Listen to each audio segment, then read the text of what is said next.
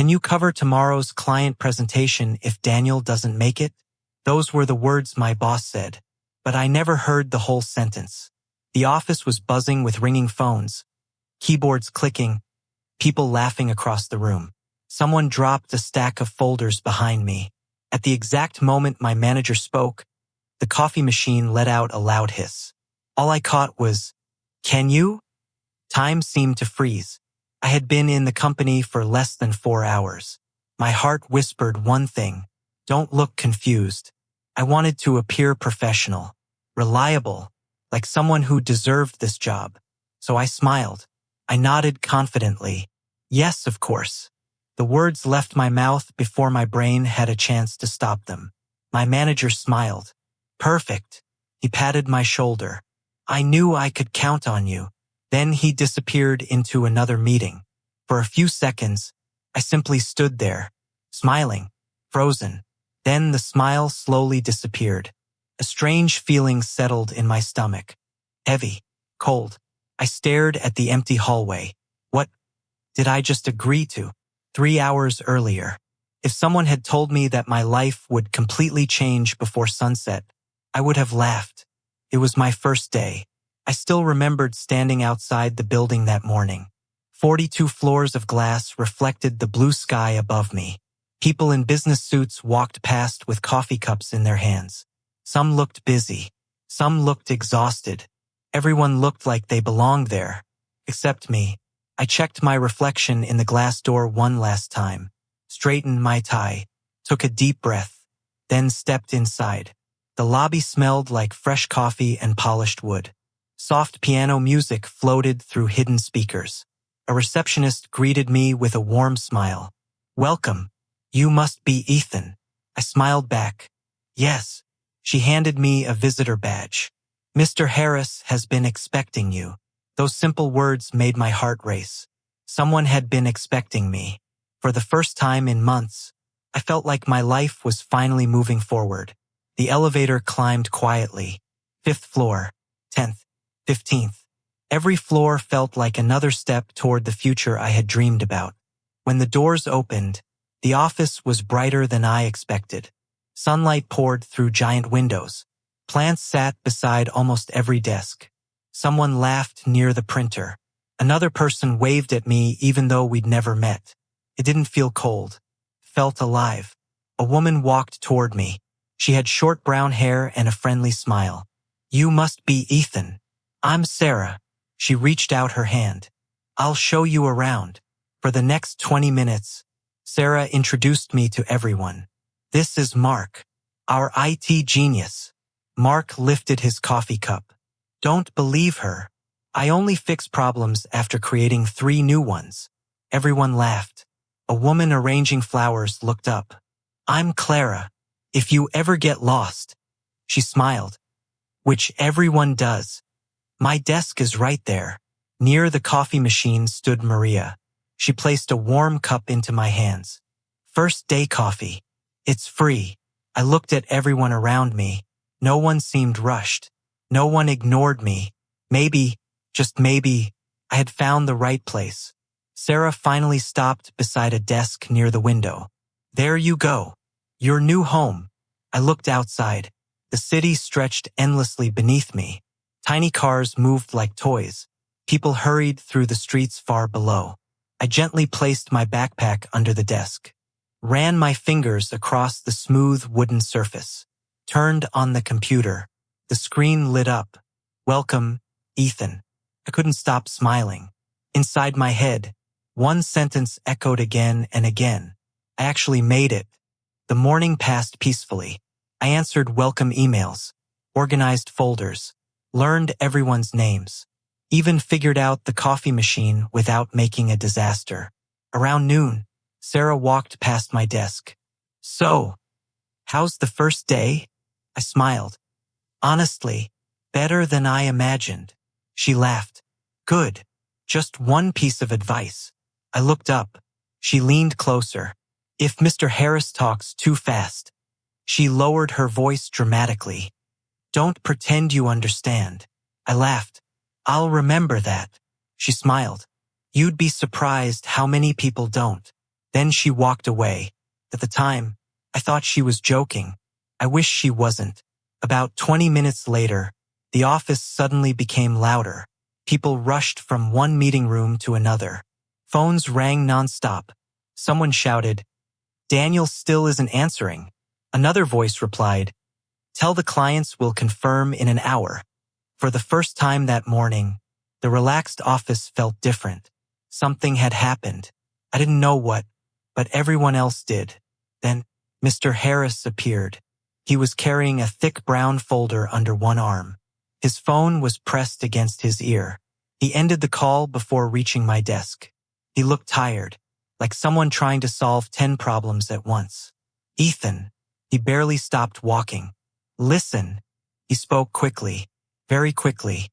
"Can you cover tomorrow's client presentation if Daniel doesn't make it?" The words rushed together. They became one impossible sentence. "Listen, Ethan, can you cover tomorrow client presentation if Daniel doesn't make it?" My brain tried desperately to separate the sounds. Too late. He was already waiting for an answer. The silence felt enormous. I remembered why I had taken English classes. I remembered every interview, every rejection, every promise I had made to myself. Don't disappoint them. So, I smiled. I nodded. Yes. Tiny pause. Of course. Mr. Harris's shoulders relaxed immediately. Excellent. He placed the heavy brown folder onto my desk. "I knew I could count on you." Then he disappeared around the corner. The folder landed with a loud thud. Everyone nearby looked at me. No one said anything. For several seconds, neither did I. I simply stared at the folder. Then, Mark slowly rolled his chair toward my desk. He looked at the folder, then at me, then back at the folder. "Ethan," he said quietly, "did you just agree to replace Daniel?" I frowned. "Replace him?" Mark blinked. "You don't know." I felt something sink inside my chest. "Know what?" Mark looked around to make sure no one else was listening. Then he leaned closer. His voice became almost a whisper. "That's tomorrow's client presentation." He pointed at the folder. 20 international clients. 9 o'clock. Daniel was supposed to lead it. He paused. "And now?" He looked directly into my eyes. "You are." For a few seconds, I couldn't hear anything. The office was still busy around me. Phones kept ringing. Someone laughed near the printer. A meeting room door opened. Another one closed. But every sound felt far away, like I was underwater. I looked down at the brown folder, then back at Mark. "I'm giving the presentation?" Mark frowned. "You didn't know?" I slowly shook my head. "No." Mark looked toward Mr. Harris's office, then back at me. "Oh." For the first time since I met him, he didn't know what to say. I picked up the folder. It was much heavier than it looked. When I opened it, my heart sank. Charts, sales reports, financial forecasts, customer profiles, market analysis, slide after slide, page after page. Words I had never even seen before. My eyes moved across the paper, but nothing stayed in my head. I closed it again. Slowly, very slowly. "When's the presentation?" My voice barely came out. Mark looked at his watch. "Tomorrow. 9 sharp." I forced a smile. "So, I have." He didn't let me finish. "Less than 20 hours. My stomach twisted. Less than 20 hours. Not 20 days. Not 20 weeks. 20 hours. For the next 15 minutes, I pretended to read the folder. Every time someone walked past my desk, I quickly nodded, pretended to understand, pretended everything was under control. Inside, I was falling apart. Around 2 o'clock, Sarah returned from lunch. She stopped beside my desk. "You look different." I tried to smile. "I'm fine." She looked at me for a long moment. "No, you're pretending." I laughed nervously. "Is it that obvious?" She pointed at my coffee. "It's cold. You always forget coffee when you're worried." I looked at the untouched cup. I hadn't even realized. Sarah noticed the brown folder. Her smile disappeared. Oh, so he asked you. I looked up. You knew. She nodded slowly. I guessed. Then she pulled a chair beside me. Tell me exactly what happened. I told her everything. Every word. Especially the part where I answered, yes, of course. She covered her face with both hands. For 1 second, she didn't say anything. Then, she started laughing. Not loudly. Not to make fun of me. It was the laugh of someone who had done something equally embarrassing before. When she finally stopped, she smiled. You know what? I did almost the same thing. I blinked. You did. My first week. I thought the boss asked if I liked spicy food. She laughed again. He was actually asking if I could work Saturday. I couldn't help smiling. So, what happened? I worked Saturday. She shrugged. And survived. For the first time since noon, I laughed too. Only for a moment. But it helped. Sarah became serious again. Listen. You have 2 problems. I waited. First, you don't know the presentation. I nodded. Second, you think your English has to be perfect. I looked down. She was right. Forget perfect. She slid the folder toward me. Your job isn't to impress people. It's to help them understand. Those words stayed with me. At exactly 3 o'clock, Mark rolled his chair over. I've got good news. I looked up immediately. Daniel sent his presentation notes. My eyes lit up. Really? Yeah. He emailed them. Hope rushed through me. Maybe this wasn't impossible after all. Mark opened the file. The screen loaded. Then, a message appeared. File corrupted. We both stared at the monitor. No. Mark clicked again. Same message. Again. Same message. He tried another computer. Nothing. The file wouldn't open. My small piece of hope disappeared. Just like that. Mark rubbed the back of his neck. I'll see if IT can recover it. When? He hesitated. Maybe tomorrow. Tomorrow. That word hurt. Tomorrow would already be too late.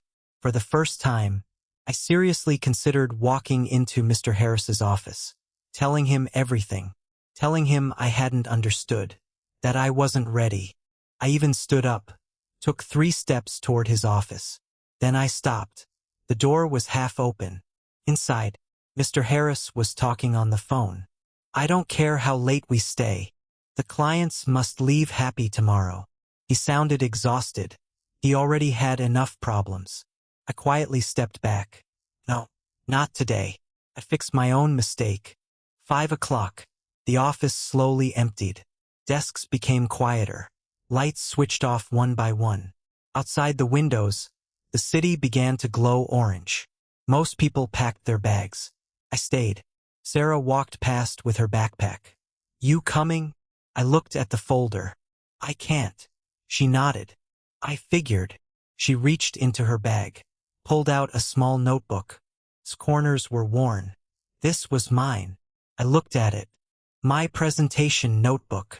Inside were handwritten phrases. Simple ones. The first page said, slow is confident. The second page, if you forget a word, explain the idea. The third, people remember honesty longer than grammar. I looked up. You carried this? For 2 years. She smiled. It helped. She placed it in my hands. Now it's yours. One by one, everyone left. Except me. The office became almost silent. Only the cleaning staff remained. Vacuum cleaners hummed in the distance. Outside, the sun disappeared completely. The reflection in the window no longer showed the city. It showed me, sitting alone, surrounded by papers, trying to prepare for tomorrow. I opened the first slide, then the second, then the third. Something surprising happened. The presentation wasn't impossible. It was just too much. Every slide contained ideas I actually understood. I simply didn't know how to explain them in English. That realization changed everything. I didn't need to learn business. I needed to learn how to speak about business. Maybe, just maybe, that was possible. I picked up Sarah's notebook. On the last page, someone had written a sentence in blue ink. Probably years ago. Confidence isn't knowing everything. It's trusting yourself when you don't. I stared at those words, longer than I expected. Then, for the first time all day, I opened the brown folder again. And this time, I started reading. By 6 o'clock, almost everyone had gone home. The office felt completely different at night. The phones had stopped ringing. The meeting rooms were dark. Most of the lights had already been turned off. Only a few desks near the windows were still lit. Mine and Mark's. He was sitting a few desks away, finishing tomorrow's presentation slides and checking that everything worked properly. We didn't talk much. Every now and then, I could hear him clicking through the slides or typing something on his keyboard. The rest of the office was completely silent. I opened the brown folder again and took a deep breath. Charts, numbers, graphs, words I still couldn't pronounce properly. Then I remembered something Sarah had said. Your job isn't to impress people. Your job is to help them understand. I looked at the first slide again, then the second, then the third, and suddenly, I realized something. This presentation wasn't really about numbers. It wasn't about charts. It wasn't even about business. It was about helping people solve a problem. The charts were only proof. For the first time that day, the presentation started to make sense. I pulled out a blank sheet of paper. At the top, I wrote one question. What is this presentation really about? I spent the next hour answering that question. Slowly, the complicated information became simple ideas. Save time. Reduce mistakes. Improve communication. Work faster. I smiled a little. Maybe, just maybe, I could do this. About an hour later, Mark pushed his chair back and walked over to my desk with 2 cups of coffee. I had a feeling you'd still be here, he said. He handed me one of the cups. Thanks, I said. Mark looked at the papers on my desk. So, how's it going? I thought for a moment. I understand the presentation now. Mark smiled. Good. Then I sighed. But I still don't know how to explain it in English. Mark laughed softly. That's a much smaller problem. He sat beside me and pointed at the first slide. Okay, he said. Explain this to me. I looked at the screen. My mind immediately became empty. I knew the idea, but the words didn't come. Mark waited. He didn't rush me. He didn't help me. He just waited. After a few seconds, I spoke. It's about helping companies. I stopped. I searched for another word. Work more efficiently. Mark nodded. There. You explained it. It wasn't perfect, but I understood. I looked at him. Maybe that was the answer. Maybe I didn't need perfect English. Maybe I only needed clear English. A few minutes later, Mark stood up. Come on, he said. We're moving. Moving where? I asked. If you're going to stand in front of 20 clients tomorrow, you shouldn't practice sitting down. A few minutes later, we entered the largest meeting room in the office. The room was empty. The chairs were empty. The projector was off. Everything was silent. Mark pointed toward the front. Stand there. I walked slowly to the front of the room. Suddenly, the room felt much bigger than before. I looked at the empty chairs, and in my imagination, they weren't empty anymore. I saw 20 people sitting there. A man checking his phone. A woman writing notes. Someone drinking coffee. Someone looking bored. Someone waiting for me to make a mistake. My hands became sweaty immediately. Mark crossed his arms. Whenever you're ready. I took a deep breath. Good morning, everyone. My voice echoed across the room. Sounded strange. Weak. Nervous. Again, Mark said. I tried once more. Good morning, everyone. Thank you for being here today. Better, Mark said. But don't talk to the screen. Talk to people. I looked at the empty chairs again. Then I continued. Today, I am going to talk about... Suddenly, my mind went completely blank. I stopped speaking. The next sentence disappeared. The room was silent. I looked at Mark. I forgot everything, I said. Mark walked toward me. No, he said. You didn't forget. You panicked. Those are two different things. He handed me a bottle of water. Try again. I laughed nervously. I'll fail tomorrow. No. I will. No. Mark. My English isn't good enough. Mark looked directly at me. Your English got you this job. It got you through the interview. It helped you make friends today. So stop acting like it suddenly disappeared. I didn't say anything, because part of me knew he was right. Then Mark smiled. You know what your real problem is? I looked at him. You think confidence comes first. It doesn't. Action comes first. Confidence catches up later. I repeated those words quietly. Action comes first. Confidence catches up later. We practiced again, and again, and again. Every time I forgot a word, Mark stopped me. Don't translate, he said. Explain. So I stopped searching for difficult words. Instead of speaking perfectly, I spoke simply. It saves time. It reduces mistakes. It helps teams work faster. Simple English. Clear English. Human English. By the time we finished, it was almost 10 o'clock. The office was nearly empty. Outside, the city lights reflected against the dark windows. Mark picked up his bag. You've done enough for today, he said. I haven't, I replied. I'm still scared. Mark smiled. Good. I looked at him. Good. If you stop being scared, that's when you should worry. We walked toward the elevators. And there, near the lobby, we saw Sarah. She looked surprised. You're still here, Mark smiled. He finally stopped trying to sound perfect.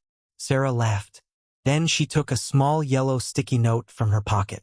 She handed it to me. I unfolded it. Only 4 words were written. People want people. Not perfection. Just people. I folded the note carefully and placed it inside my jacket pocket. At that moment, it seemed like a small thing. I didn't know it yet, but those 4 words would save me tomorrow. I arrived home around 11 o'clock. The brown folder sat on my bed. The yellow sticky note sat beside it. I stood in front of the mirror. I took a deep breath. Good morning, everyone. My voice shook. I tried again. Today, I am going to talk about... I stopped. The words disappeared again. My chest felt tight. My hands were cold. I looked at myself in the mirror. For the first time that day, I wasn't afraid of the presentation. I was afraid of failing. Afraid of looking foolish. Afraid of proving that I wasn't good enough. I sat on the edge of my bed. The clock showed 11:32 p.m. I looked at my phone. Then I opened my contacts. Mark. I pressed call. The phone rang once, then twice. I almost hung up. On the 3rd ring, Mark answered. Hello. His voice was sleepy. Mark. There was a long pause. I forgot everything. For a second, neither of us said anything. Then I heard him laugh. Not because I sounded ridiculous, because he already knew exactly how I felt. Ethan, he said calmly, tell me something. What? When you introduced yourself this morning, did you memorize it? No. When you asked me for coffee, did you memorize that? No. When you thanked Sarah? No. So why do you think tomorrow has to be different? I looked at the floor. I don't know. Mark continued. A presentation isn't a performance. It's a conversation. There are just more people listening. I closed my eyes. Conversation, not a performance. Somehow, that sounded much less frightening. Before hanging up, Mark said one last thing. If you forget a sentence tomorrow, don't search for better English. Search for a simpler idea. Then the call ended. I didn't practice anymore. For the first time all day, I closed the brown folder. I placed the yellow sticky note on top of it. People want people. I read those words one last time. Then I turned off the light. I barely slept. Every hour, I woke up and looked at the clock.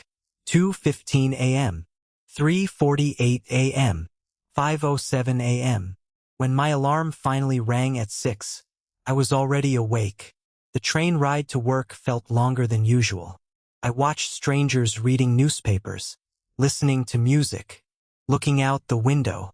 None of them knew that I was about to give the biggest presentation of my life. When I arrived at the office, everyone was already busy.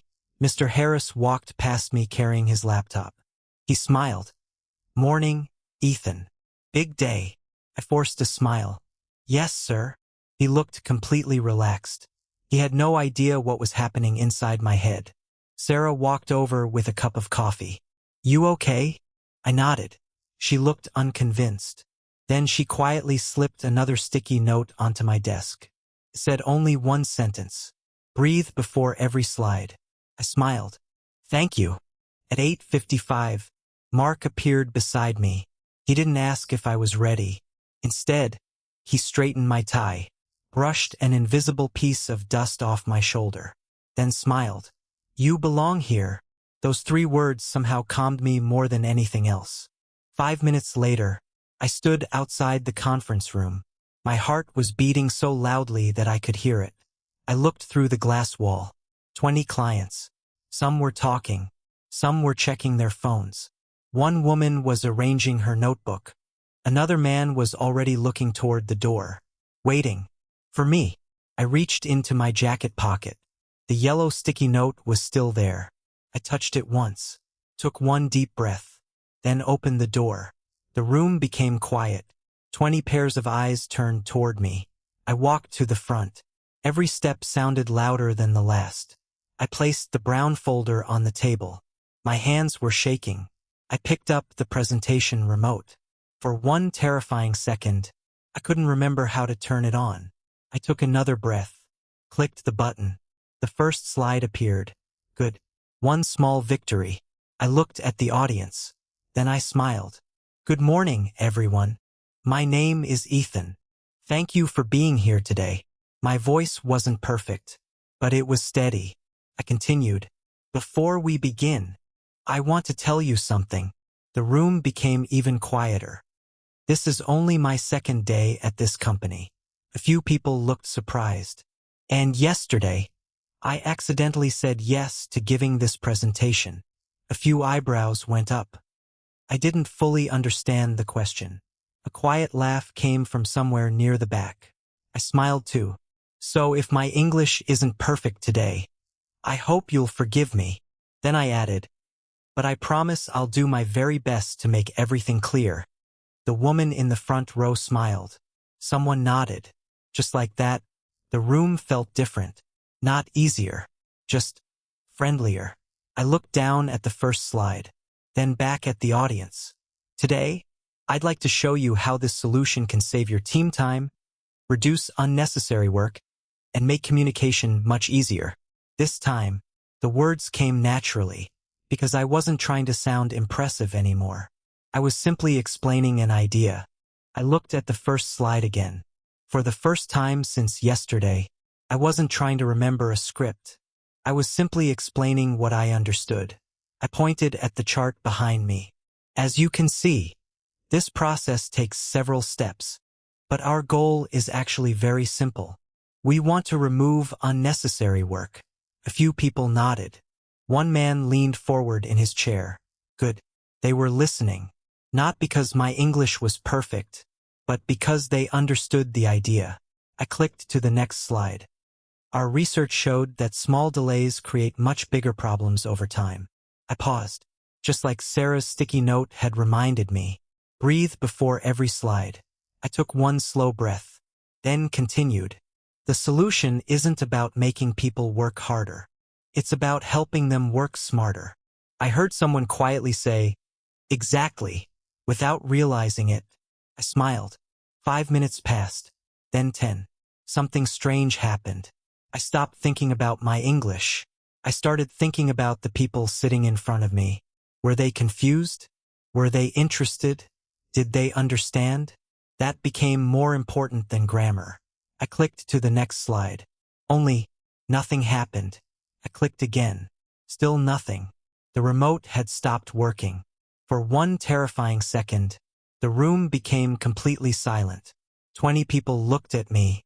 Yesterday's fear rushed back all at once. This is it. This is where everything falls apart. My hand tightened around the remote. Then I remembered Mark's words. Don't panic. Explain. I smiled. I think the remote is a little nervous too. The room laughed. Not loudly, just enough to break the silence. I walked to the laptop, pressed the right arrow key. The next slide appeared. There we go, I said. Now it's working better than I am. A few more people laughed. The tension disappeared. I hadn't hidden the mistake. I had simply accepted it. And somehow, that made everyone more comfortable. The presentation continued. Every few minutes, I caught myself reaching into my jacket pocket, not to take out the sticky note, just to feel that it was still there. People want people. Those 4 words stayed with me. 40 minutes later, I reached the final slide. I looked around the room. No one was checking their phone anymore. Everyone was looking at me. I smiled. That brings us to the end of today's presentation. Does anyone have any questions? For a second, no one moved. Then a man near the back slowly raised his hand. He had been quiet for the entire meeting. He stood up. My name is David. Thank you for your presentation. My heart relaxed. Then he continued. I have one question. Of course he did. He pointed at one of the earlier charts. You mentioned that this system reduces delays. Can you explain exactly how it would work for a company with multiple international offices? My smile froze. I knew what he was asking, but I didn't know the word I needed. I searched my mind. Nothing. My heartbeat became louder. The room waited. I almost apologized. I almost said, I'm sorry, I don't know. Then, Mark's voice echoed inside my head. Don't search for better English. Search for a simpler idea. I looked at David. That's a great question. I paused. Not because I was scared, because I was thinking. Then I spoke slowly. If people in different countries don't receive the same information at the same time, they often make different decisions. A small misunderstanding becomes a bigger problem. Our system keeps everyone updated together. So instead of fixing mistakes later, they avoid making those mistakes in the first place. I stopped. The room was quiet. David smiled. That's exactly what I wanted to know. Thank you. I smiled back. Thank you for asking. Inside, I wanted to laugh. Not because the question was easy, because I had answered it without the perfect word I thought I needed. At that moment, something changed. I finally understood what Mark had been trying to teach me all along. Communication wasn't about knowing every word. It was about making sure the other person understood. David slowly sat back down. For a moment, the room was completely silent. Then another hand went up. It was the woman sitting in the front row. I don't have a question, she said with a smile. I just wanted to say thank you. I blinked. She continued. You explained everything very clearly. I've attended presentations where people used much more difficult English. She smiled again. But today, I understood every single idea. A few people nodded. Someone quietly said, I agree. I felt something inside me relax. Not because she had complimented my English, because she had understood me. That was the whole point. I looked around the room one last time. If there are no more questions, I smiled. Thank you all for your time. For half a second, nothing happened. Then, someone started clapping. Another person joined. Then another. Within seconds, the entire room was filled with applause. It wasn't loud because I had been perfect. It was loud because I had been honest. I smiled. A real smile this time. Yesterday, I had walked into this office hoping people would think I was confident. Today, I simply hoped they understood me. And somehow, that felt much better. The clients slowly began leaving the room. Several of them stopped to shake my hand. Great presentation. Well done. Thank you. One man smiled and said, Never lose that honesty. I wish more presenters were like you. I thanked him, still not completely believing any of this was real. A few minutes later, the conference room was almost empty. I began putting the papers back into the brown folder. The same folder that had terrified me yesterday. Now, it didn't seem nearly as heavy. I slipped the yellow sticky note back into my pocket. People want people. I smiled. Sarah was right. As I zipped my bag, I heard footsteps behind me. I turned around. It was Sarah. She leaned against the door with a grin. So, how'd it go? I laughed. I think I survived. She looked toward the empty chairs. I heard the applause from outside. I looked at her. Thank you. For the notebook. For the sticky notes. For believing I could do this. She smiled. I didn't believe you could do it. I looked surprised. She laughed. I knew you could. Then she walked away before I could answer. I picked up my bag and stepped into the hallway. Mark was waiting near the elevators. He held up the presentation remote. So, he smiled. I guess it wasn't only you who got nervous today. I laughed. You saw that. Saw it. He grinned.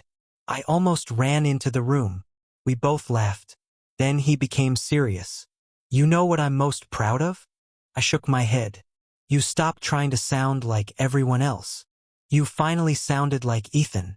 For some reason, those words meant more to me than all the applause. The elevator doors opened. Mark stepped inside. Just before the doors closed, he smiled. I'll see you tomorrow. This time, I answered without thinking. Yes. Then I stopped. We both looked at each other. A smile slowly appeared on Mark's face. I laughed. Yes, of course. The elevator doors closed. I stood alone in the hallway. The building was quiet again, almost exactly like it had been the night before. Only this time, everything felt different. I looked through the glass wall into the empty conference room. 24 hours ago, that room had looked terrifying. Now, it was just another room. Funny how fear changes when you walk through it. Enjoying the view? I turned around. Mr. Harris was standing behind me. His hands were in his pockets. For once, he wasn't rushing anywhere. I think so, I said. He walked over and looked into the conference room. You did a good job today. Thank you, sir. There was a short silence. Then he asked, Can I ask you something? Of course. He smiled. Yesterday, when I asked you about the presentation, you didn't understand me, did you? I looked down at the floor. There was no point pretending anymore. No, sir. I only heard. Can you? And I didn't want to disappoint you. Mr. Harris chuckled softly. I thought so. I looked up. You knew. He nodded. I noticed the look on your face. You answered a little too quickly. I stared at him. If you knew, why didn't you stop me? He smiled. Because after you said yes, I watched what you did. You didn't complain. You didn't blame anyone. You stayed late. You asked for help. You worked harder than anyone else in this office. He looked at me. I wasn't looking for the best presenter. I was looking for someone I could trust. My throat tightened. He continued. Anyone can speak, but not everyone keeps their word. Then he smiled. And you did. For a moment, neither of us spoke. Finally, he held out the brown folder. I think this belongs to you now. I looked at him. My presentation? He shook his head. No. He smiled. Your first success. I accepted the folder. Felt lighter than ever. As I walked toward the exit, I remembered yesterday, standing in this same building, smiling, pretending to understand, saying 3 simple words. Yes, of course. Yesterday, those words had gotten me into trouble. Today, they reminded me how much I had grown in just one day. I pushed open the glass doors. The evening air felt cool against my face. For the first time since joining the company, I wasn't wondering whether I belonged there. I already knew. I smiled to myself and walked home. Sometimes, confidence gets you into trouble, but courage gets you out. And sometimes, the bravest thing you can say isn't yes, of course. It's, I'll do my best.